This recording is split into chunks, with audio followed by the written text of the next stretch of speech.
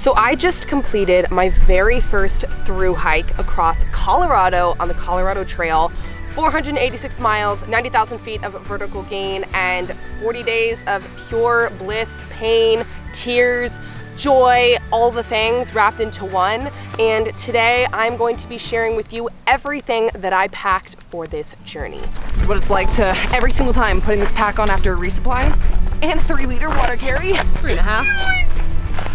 Now, everything that I talk about today, I have linked down below on my website, and I also have my lighter pack linked as well, so you can see how much everything weighed and what my overall weight breakdown was. My base weight was about 19 pounds, so it was a little higher than I wanted it to be because I decided to bring my lovely camera that I'm currently filming on. It added an extra 3 pounds to my overall weight, and it was 1000% worth it because if you watch my documentary, then you can appreciate how gorgeous the footage was. I was just blown away every day looking at it, and it was 100% worth the wait for me. So this is exactly how I packed my pack on trail. So I figured it would be helpful to kind of show you guys how I organized it and then kind of unpack, show you everything that's in my backpack kind of as we go. But while we're here, we might as well dive into the backpack that I wore across Colorado. This is the Hyperlight Mountain Gear Southwest 55-liter pack.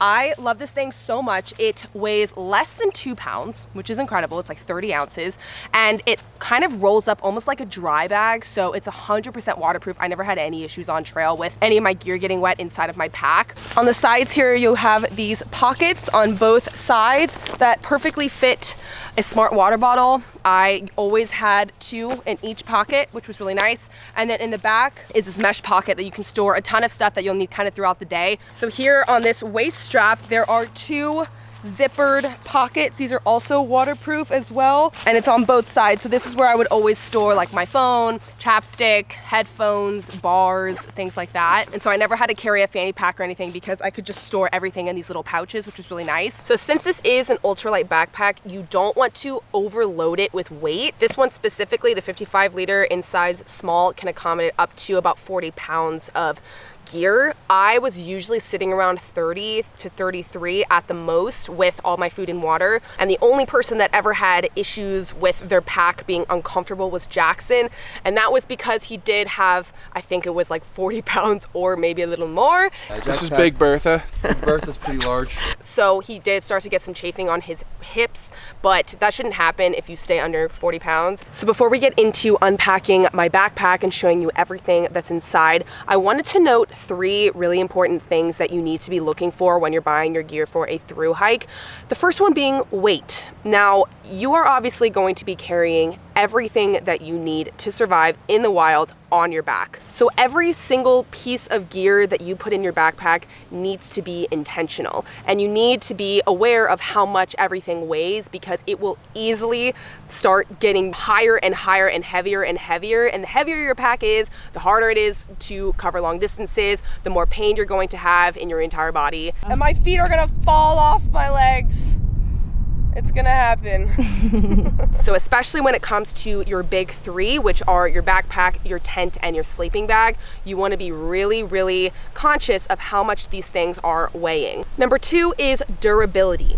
Everything that you take on trail with you is your lifeline for the entire time that you're out there. And if you're getting a bunch of cheap, breakable, rippable pieces of gear, that's going to make your experience not as great on trail because things are going to break. You're gonna have to replace things, buy more when you're in town. My structure of my home, aka my tent pole, decided to snap in half. No home for me. Ansley has no tent, and it's a wind rainstorm outside. And you're gonna be really exposed to the elements out there, which leads me to my 3rd point, which is weather resistance. This is true for every through hike because you never know what Mother Nature's gonna throw at you. But on the Colorado Trail specifically, the weather can turn on a dime. You're going to be camping in storms. You're gonna be probably hiking through a lot of hail and rain and whatever else. A lot of wind as well, especially up at high altitude. Slight wind. Oh.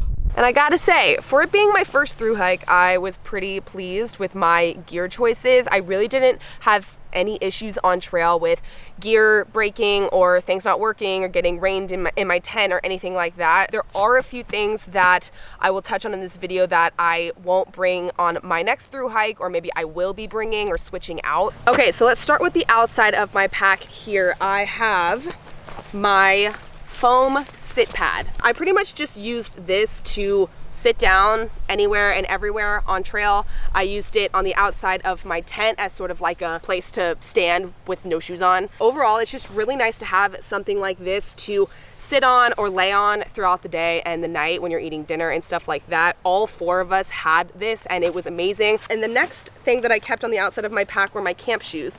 Now these are the Zero ultralight hiking sandals. In my opinion, these I wouldn't really ever hike in because they are quite thin, as you can see, very flimsy. And again, I had a great experience with them for the most part as camp shoes, but there was a few things I didn't really love about them. Number one, they're not waterproof. So the straps here, if I walked in water, which was all the time, they would just stay soaking wet, which up in the cold is not fun. And number two, I really want to go my next thru hike with hiking sandals, even if that adds a few extra ounces to my overall weight.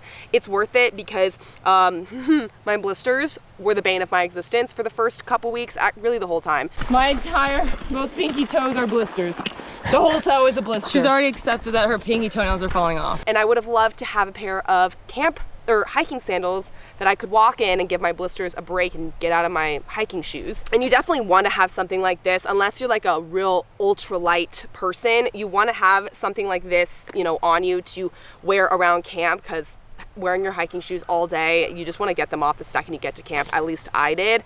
And yeah, these were great. The boys loved their Crocs. Okay, so on the front here, we have this lovely mesh pocket that I would usually store this dry bag in, and also my food bag for the day. I didn't want to have to go digging through my bag for my food throughout the day, so I would usually in the morning have a big like freezer Ziploc bag with all of my food for the day besides dinner, and I would keep it out here in the mesh pocket, and that way anytime I was hungry I could just, you know, grab it out of this pocket. I wouldn't have to open my bag or anything like that. First, we have this dry bag, and this has a lot of miscellaneous items that I would potentially need throughout the day. Not every day, but sometimes. And since the weather in Colorado is so unpredictable, I just kept most of my stuff in a dry bag just in case it started raining. And I would also store my camera in here when it started raining as well. I'd take my bag off, put my camera, stuff it in here, and then continue on my way.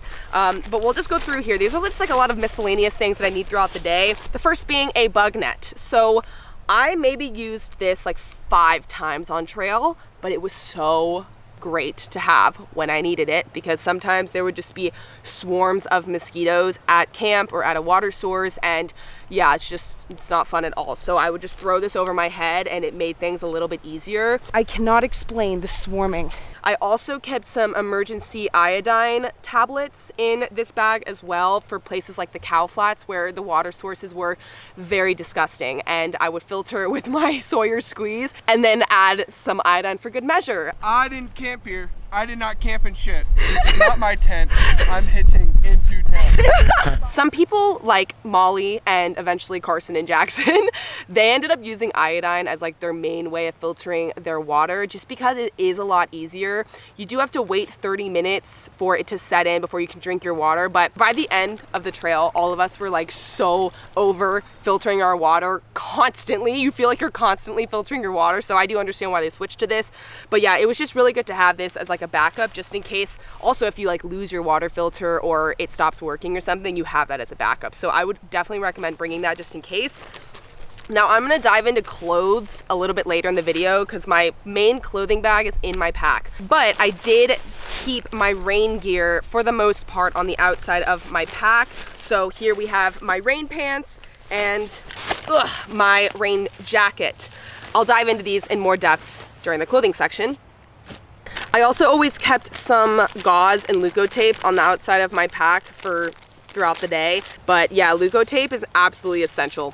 absolutely essential for thru hikers. Order it now. Everyone has it, and if they don't have it, they're gonna need it. This I mainly used for like blister care, and it can also double as duct tape. So if you get any holes in your gear, this can kind of work as a temporary fix. It's very, very sticky and very strong. It will like stay on your skin for days and days through water, etc. So yeah, definitely get this. It usually is much thicker, so as you can see, I've really used this up a lot. And then the last thing I would keep on the outside is my little towel. Now this is an optional like luxury item, I would say, on trail. A lot of people didn't have towels, but honestly this thing weighs like really a very minimal amount. It takes up a tiny amount of space, like really small, and it is quite big. So I did enjoy having this on trail for, you know, various occasions, especially if I was bathing or had a lot of, you know, stuff to dry off or whatever. But yeah, this one's from Matador, and I really like it for like ultralight travel. Now, not in my dry bag, I had my lovely Deuce number 2. This does what you think it does. It digs a nice little poop hole for you to, you know, do your business in. I would also have on the outside of my pack a Ziploc bag with toilet paper, and yes, you do need to carry out your used toilet paper. So glamorous, I know. So yeah, that's a really fun part of thru hiking, is not littering. So make sure that you're doing that. So that would stay on the outside of my pack, as well as my Sawyer squeeze. Now this and my lovely 2-liter platypus bladder were always with me at all times. I just fill up water in whatever source I have into this bladder, and then you screw this on here and then squeeze into your water bottle. I liked this setup, but I would have preferred if like the Sawyer squeeze could have screwed on to my smart bottle. I don't know if I was doing it wrong, and maybe there is a way to do that, but it was kind of annoying to always have to hold my water bottle and squeeze it in and like make sure it was balanced. I forget what Jack used, but he was able to screw it onto his water bottle, and it just was like a lot easier to filter. So do your research. Sawyer squeeze is great. I'm still gonna keep using it just because I have it, but yeah, this is like a small thing I maybe would prefer otherwise. But yeah, you're definitely gonna need a bladder like this. I recommend a 2-liter one, and then also having your 2 smart bottles on the side. The smart bottles, it's like a thru hiker thing. Everyone has smart bottles because they're lightweight and they fit onto a lot of water filtration devices. So yeah, that's just what everyone uses for the most part. And then finally, we've got my trekking poles. They're nothing special. They're from the Trekology brand. I think I got these off Amazon for like 40 bucks. And these were very important though, because you'll see my tent later on is a non-freestanding tent, meaning they don't have like poles and stuff that come with it. You basically create the structure of the tent with your hiking poles. Do not forget your trekking poles. They are so essential on thru hikes, especially with the weight that you're gonna be carrying. Moving on to the side of my pack, we have my lovely Kula cloth here. It basically is a pea cloth. So yeah, this is like the side that you have to the world. So it like folds like this, and the inside part is where you wipe. Sorry guys, TMI. And it's antimicrobial, so you can use this over a few days and then just like wash it out in whatever water source or in a washing machine or whatever. But yeah, this thing was great. And then on the other side here, I kept my bandana. I honestly didn't use this too much, but it weighs nothing again, and it was kind of nice to have sometimes if I want to like dry my pot off or like wipe something off and I didn't want to get my towel out. It was just kind of easy access. I also would keep a carabiner out here too, just for, you know, whatever I might need it for. And now moving into the front pockets here. These pockets are amazing because they just stored so many of my things that I needed throughout the day, like my phone, my wallet. I usually didn't keep in here because you don't need this on trail, but I will just show you what wallet I brought. I got the Chums lightweight outdoor wallet. And yeah, I would recommend keeping some cash on you when you travel, ID, credit card, whatever you're gonna need. But yeah, I do like this wallet. I also kept some hand sanitizer with me. I would also keep things like liquid IV, my electrolyte. I usually took electrolytes once a day. We all did, because you're in such high altitude that it's just super important to make sure you're not skimping out on that. So liquid IV has been my go-to forever and ever. I used it in college and I use it like everywhere I go, everywhere I travel, it saved me on so many occasions, especially on high altitude, really hot, dry environments. And I do have a discount code if you want to use that for 20% off.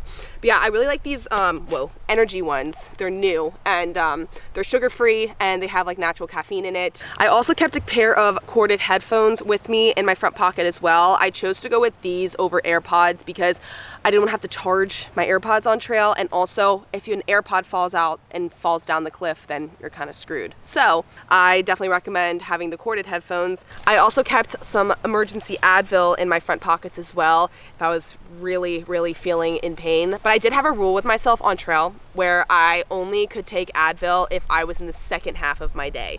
Because if you just start taking Advil whenever you feel any pain or discomfort, you're gonna be taking it basically the entire time and your tolerance is gonna be absurd. So just embrace the pain and take this when you really, really need it. I'm so sore, it burns. Like my leg's burning already.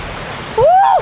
Of course, some chapstick. This is super essential. I do like the Carmex lip balm. It has SPF 15, which was very helpful in the extreme sun. There's a couple other things that aren't with me right now because either I couldn't find them or I forgot.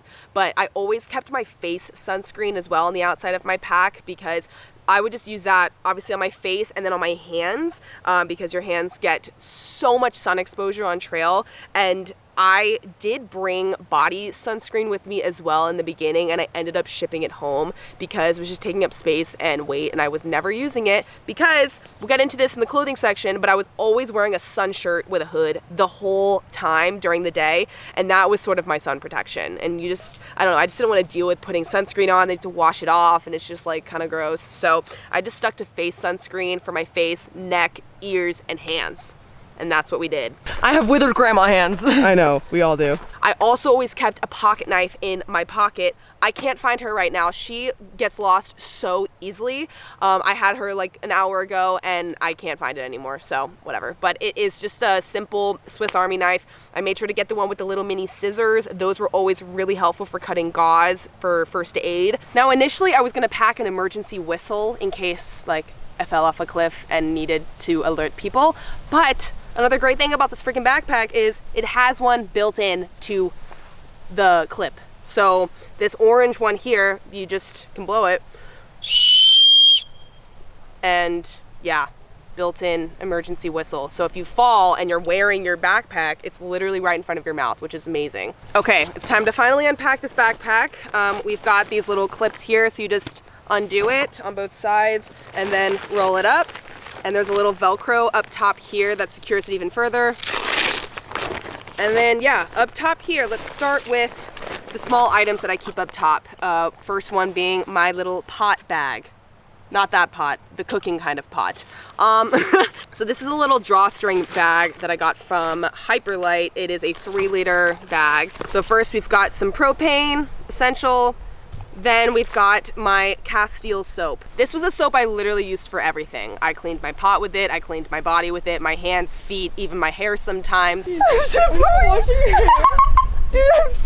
I need a full shower. So this soap is totally safe to use in the outdoors, and it's also extremely concentrated. So you really only need a few drops of this to clean anything, which is really nice, but I did use more than half of it on trail. We've got in here my 1-liter pot. If I can get it out.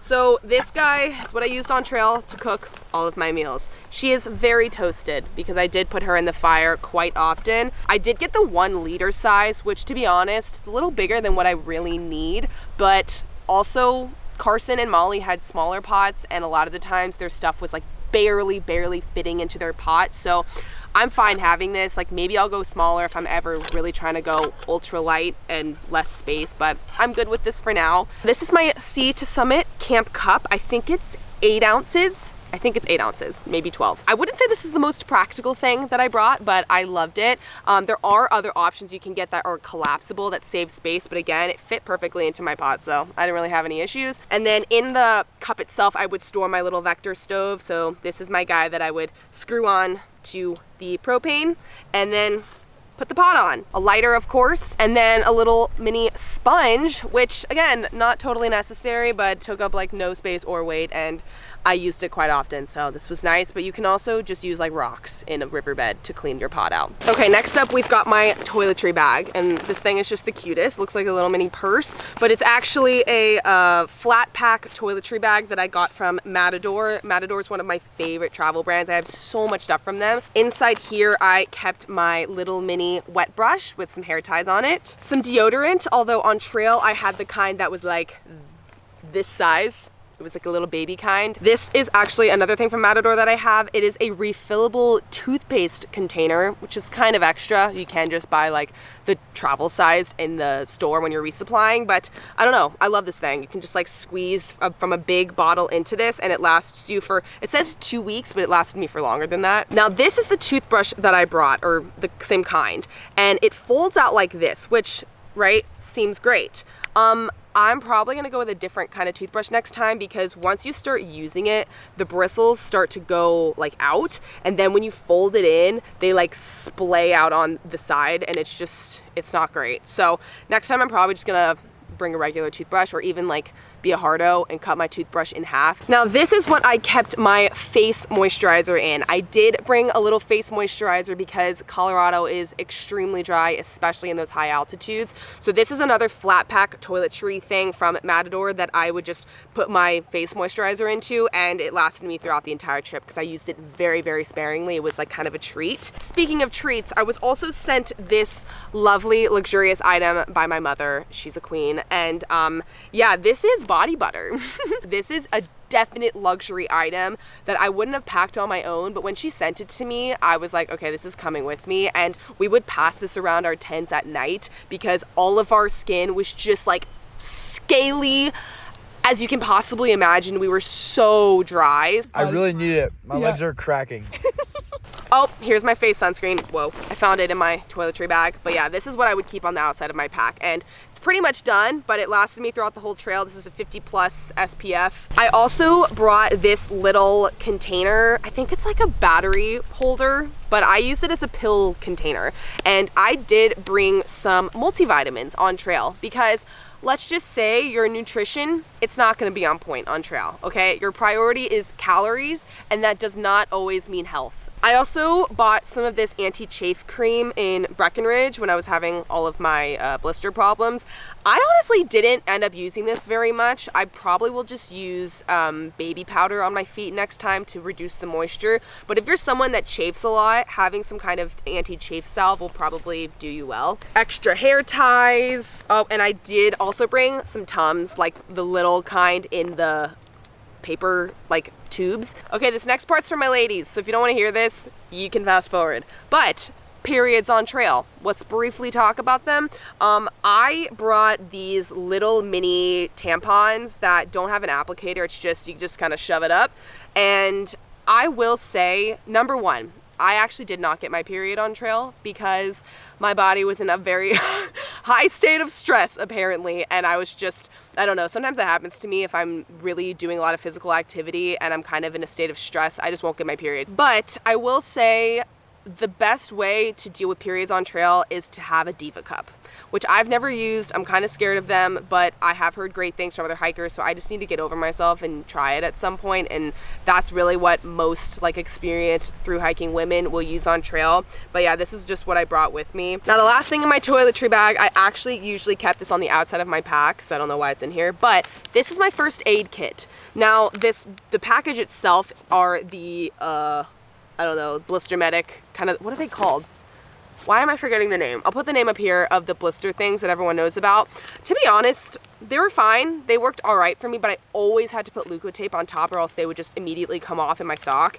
But in here, I kept a lot of things. I kept some triple antibiotic cream. This is basically like Neosporin. All of the things that I'm showing you, I would say are essential to bring on trail. You never know what's gonna happen, and whether you get hurt or someone on trail gets hurt, you're gonna be really grateful to have a little bit of first aid. So I would say bring some Neosporin, triple antibiotic ointment, antiseptic wipes. These are great. You're gonna be super dirty at all times on trail, so having these wipes to clean off any injuries or wounds that you have are gonna be really great. Have a hefty supply of Band-Aids of varying sizes. I already showed you my Leuko tape and my gauze, but those were very essential to have as well. But yeah, that was typically what I had for first aid on trail. It came in handy more often than I would like to admit. Let's just say that. Holy shit, you're a trooper. Yeah, literally, what the hell? I could not. I'd be done. I'd be like, Mom, come pick me up. Now this is the Thermarest Neo Air sleeping pad. It is exactly 1 pound. This is self-inflating, so there's a bag in here that you will use to inflate the pad, and it usually took me just like maybe 2 minutes or something like that, and I really liked it. I got the wider version because I am usually a side sleeper, so this pad was good for that, and yeah, you know, as far as comfort goes on sleeping pads, this thing did me well. This is the hardest part of the whole day, right here.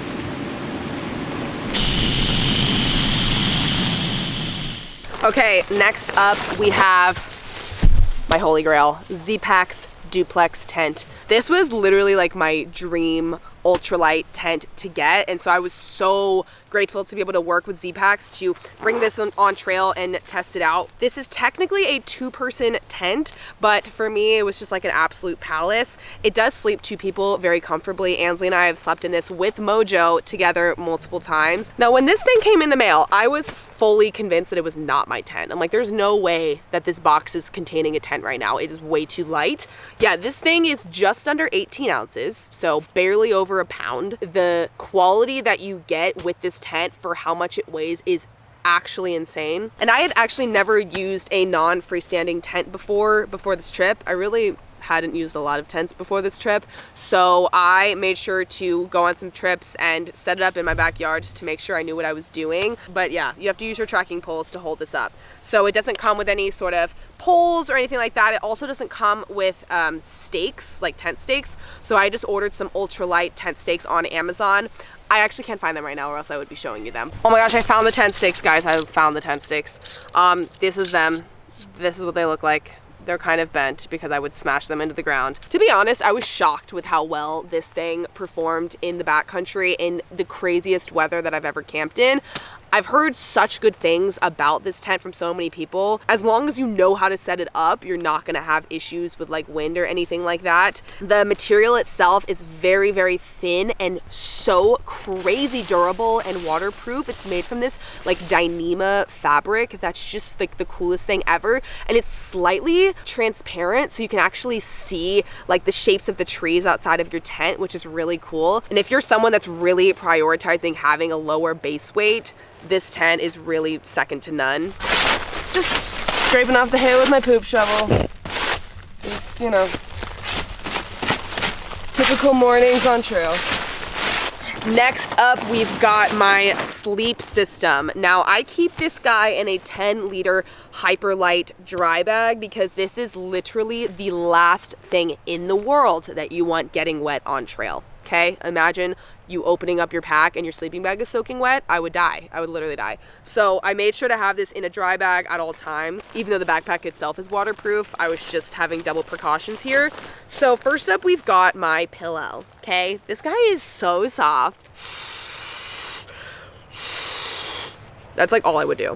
And then you have some give, so it's like more squishy, and the material itself is really soft. I also had this sleeping bag liner. So I'll show you my sleeping bag in a second, but it is a 30-degree bag, and it did get quite cold at night on trail. So more often than not, I would keep this sleeping bag liner in with me. And this guy is from Sea to Summit. It's their Extreme Reactor sleeping bag liner. So this is going to add a lot of warmth to your sleeping bag situation. Make sure when you're getting a liner, you check if it's going to make you warmer or not, because a lot of them are just liners and they're helpful for keeping your bag clean, because this is a lot easier to clean than your sleeping bag. But yeah, I just wanted to get a 30-degree bag just for versatility, because I camp a lot on the East Coast as well in like warmer climates. So this is just really helpful to have on things like the Colorado Trail. And this is my sleeping bag itself. This is the 30-degree bag classic tent from Z-Packs as well. So I had a Z-Packs tent and sleeping bag. This thing is a measly 12.2 ounces, so less than a pound, and it was so comfy and warm. It has a cinch up here, so you can like cinch it closed at night, and then it has these like buckles, and you can keep it closed so the zipper doesn't open at night. It has really all the things that you need. The only thing it doesn't have that like I low-key missed was like a hood, but I had my beanie and my fleece on most of the time, so that's kind of what I used. But again, if you're really trying to lower your weight, then this is a fantastic sleeping bag, and I will be using it on literally all of my future trips. Next, we got this is the fun bag. This is my tech/clothing bag. This is the bag that stays in my pack all day long until I get to camp. It is in a 9-liter zippered hyperlight sack thing. This was my little tech bag here. In here, I kept my plug brick. Make sure you get one with multiple outlets, multiple ports, because when you're in town, you're often only going to be in town for a couple hours, and so you want to be able to charge all of your stuff as efficiently as possible. So I would even get one with 3 ports. For me personally, I had my camera, so I also had to charge like my camera batteries and everything like that. So yeah, make sure you have a brick with multiple ports in it. I also have my headlamp here. This is an ultralight headlamp. I'll show you on me. Worked great. It has like these like wired straps, and then it's adjustable in the back, and it works really well. It has a red light, it has a blinker and a normal regular light. This is the portable charger that I used. It is from Nightcore, and it is a 20,000 amp battery. Some people bring a 10,000 amp. It just depends how much you're charging. I had a lot to charge because I'm filming, so I wanted to get a bigger one. It is a little bit heavier, but it's not too bad as far as batteries go. It has 2 ports here, so you can charge multiple devices at once. I also have my watch here. This is the Garmin Solar 2S, and I absolutely love this thing. I tracked my hikes every single day on trail. It just really helped me to sort of know, okay, this is how far I've gone, this is how far I have to go, this is how much I've climbed during the day, this is my heart rate, etc. You can also see the elevation that you're at, the altitude, and it has a built-in compass. Among many other things, this thing is the bomb, and it would keep charge on low battery mode for, I'd say, 2.5 to 3 days, depending on how much I was hiking during the day, because it is going all day long. It's tracking my progress at all times, so it does drain like fairly quickly, but it would usually last me at least a few days. And then I obviously had the charger. It didn't take much charge at all to, you know, power it up. Now, one of my major luxury items that I brought on trail, it's probably the #1 luxury item, was my Kindle. I did bring it without the case on. The case takes up a decent amount of weight, so I had just like the Kindle by itself. This was just really nice to have at camp sometimes. If I was just, you know, wanting some alone time in my tent, I could just get in there and read. I usually didn't read longer than like 10-15 minutes before I passed out, but I am really glad that I brought this. The other thing that you need to bring, this isn't really tech, but you need to bring, well, I wouldn't say you need to. I really am glad that I brought it, is a journal, a little like field journal. This thing weighs practically nothing. I got like a 6-pack of it on Amazon, and yeah, this is just what I use to track like all of my notes on trail, to-do lists, you know, resupply lists, things like that. And it's just so fun to read back through this, and it really helped me create my documentary as well, because I could go back and like see where I was at during certain parts of the trail. So this is the camera I brought on trail, and the microphone. I absolutely am in love with this camera. I also brought 2 extra batteries and 1 extra SD card. And this is the Peak Design clip that clipped my camera. Whoa!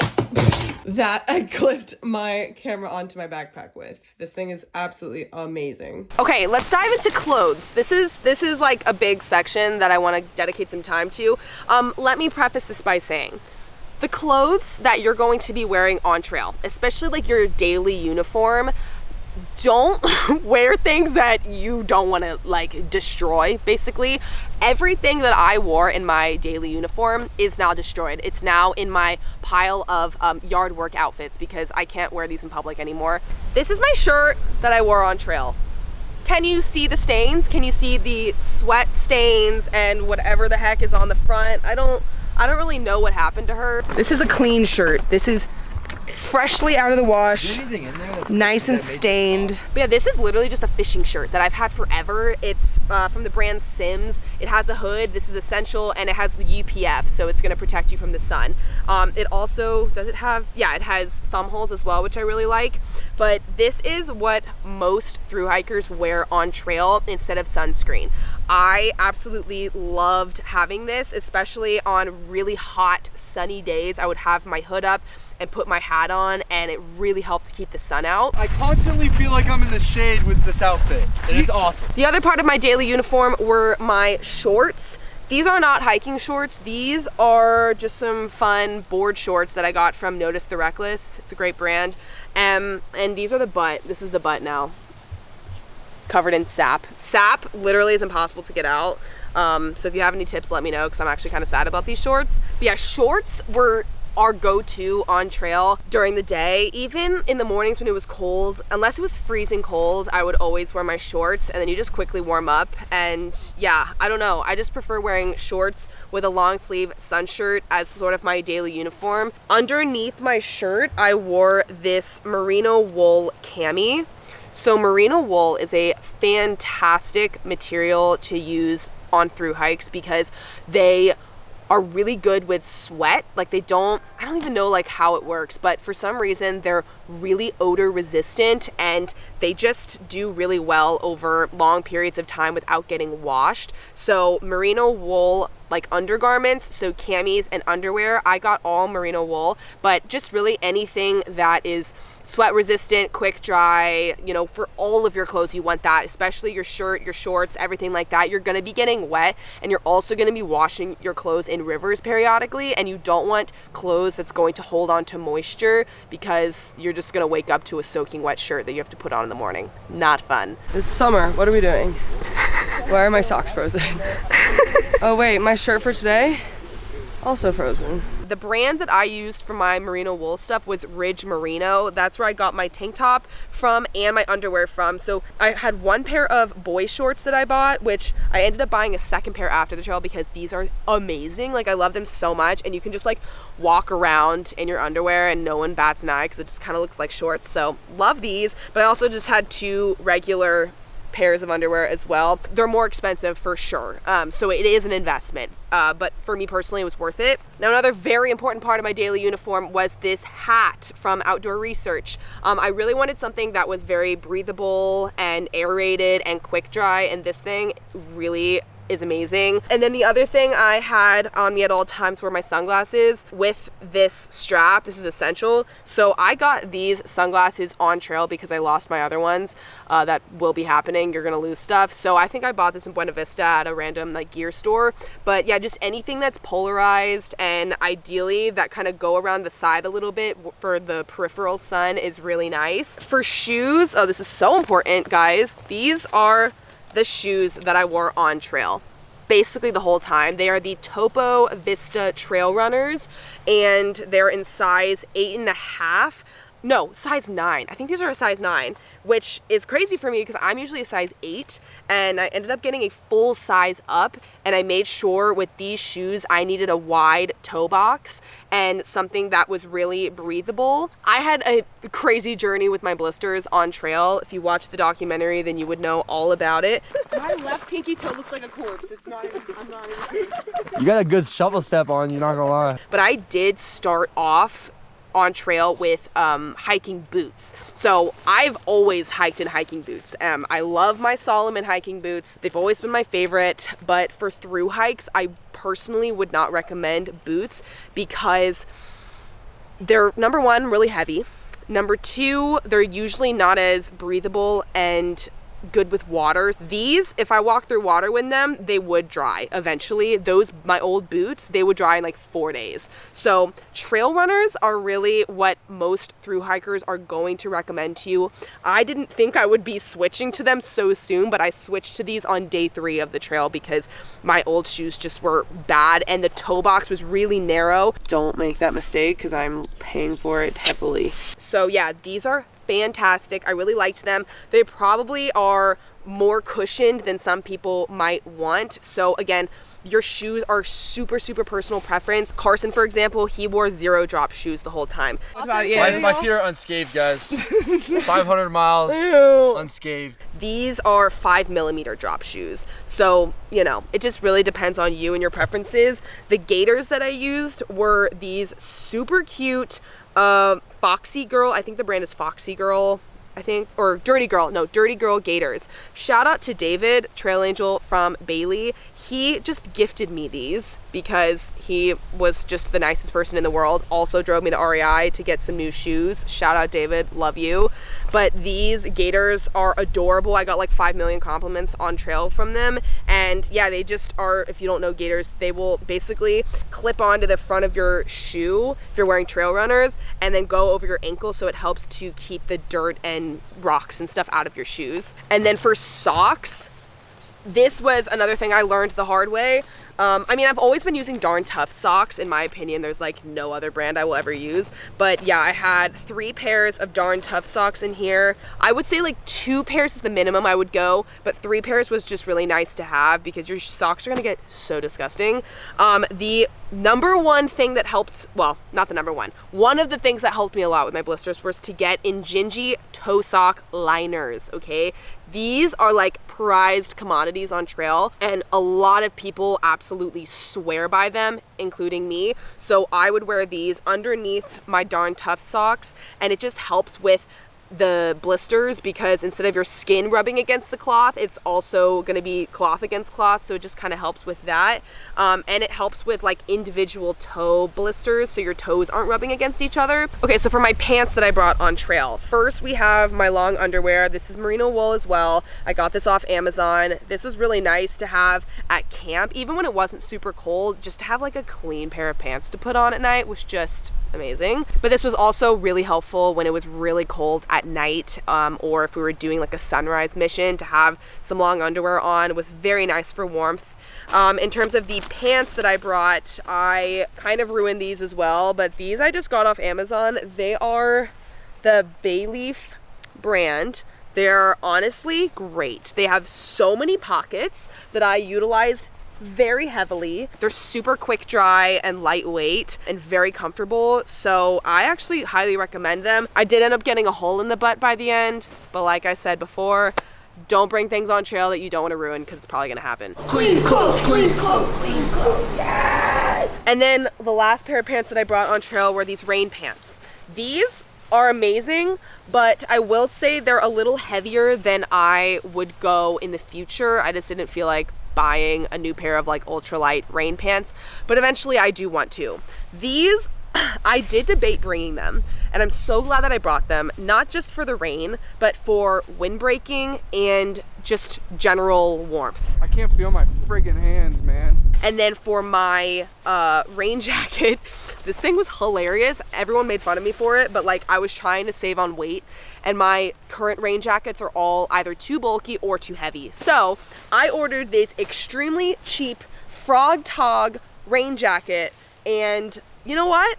She did me well. I had no issues with being soaking wet, and it weighs like practically nothing. It feels like paper. It's not the comfiest thing in the world. It is not the most attractive thing in the world, but it does the job, and that's really all that matters to me. So I also brought this ultralight down jacket. This is super essential on trail. It is gonna get cold. I mean, I was in Colorado, so I can only speak for Colorado, but I would bring an ultralight down jacket probably on most thru hikes. And this thing, it is, hence the name, very lightweight, but it is really warm. I got this one from Uniqlo. I also have another one from Uniqlo as well. They have really great products, and their down jackets are awesome. So I swear by this. I also have my Melly, or my Melanzana hoodie that I got in Leadville. I didn't obviously bring this with me initially, but when I got to Leadville, as a thru hiker, you can actually get into the Melanzana factory without an appointment. Usually you have to make an appointment like months in advance, but if you're a thru hiker, you just have to show them proof that you're thru hiking the Colorado Trail, and they'll let you in. So I was able to get in and get a Melly, and I absolutely love it. It's a little bit bulkier than what I had previously, but it's like surprisingly so light and so cozy. So I was really happy to have this on trail. It was again one of those things that like took up a little room, but it was super, super worth it. I also brought a pair of gloves. This is just a outdoor research pair of gloves. I had a buff. This is my buff that I brought. This was really great to use for like sun protection, face protection if it was really, really sunny. And I would even use this also as a headband. Speaking of, I also brought another headband. This was like my town headband because I was always looking like an absolute heathen. So I put a little cute headband on and was like, hey guys, please don't kick me out of your restaurant for being disgusting. What are you doing in this fine establishment, you homeless man? That's all the oh, wait, last thing was a beanie. This is super important. So you definitely want to bring a beanie that can fold down over your eyes when you're sleeping. Use it kind of as an eye mask. But yeah, that's everything from my clothing tech bag. And finally, the last thing that I would keep at the bottom of my bag is my Ursack. Which is obviously very empty, but usually this thing was the heaviest thing in my pack, so I always kept it on the bottom. So this is the 10-liter Ursack Major, and it protects against obviously bears, and for the most part critters. There is an Ursack that's specifically for like critter resistance, but I didn't get it, and I never had problems with bugs or anything like that, or bears for that matter. I had to wake up to this morning. A special gift from a chipmunk. Look at this bit. That one's bad. But yeah, this thing has a max carry of, I believe, 7 days of food, but honestly, a 5-day carry, which was the longest we did on the Colorado Trail, this thing was stuffed to the brim. And you'll obviously have it cinched at the top, and then you'll do a little bear hang, and it's great. Not everyone brings bear bags, but I definitely recommend it. Some people bring the bear containers, but those are just really bulky and heavy. So yeah, I'll be using this on future trips. But yeah, I think that's everything. Everything I brought with me on the Colorado Trail, and I'm honestly really, really happy with my setup. I'm gonna have a very similar setup probably on future backpacking trips, so stay tuned for that. Make sure to go check out my previous video where I talk about all of the things that you need to know before your first thru hike, and I also answer some of your questions that you had about the Colorado Trail specifically. And also, if you haven't watched my documentary, go and do that. Have a little movie night. It's like the craziest, biggest project I've ever made in my life. It's a full documentary. It's an hour and 15 minutes. So pop your popcorn and just enjoy, because I think it's amazing. I'm super proud of it. So I really hope you enjoy it as well. And if you have any follow-up questions at all from this video, feel free to comment them down below and I will try to answer them ASAP. But yeah, thank you so much again for all your support, and I will see you guys in the next adventure. Bye.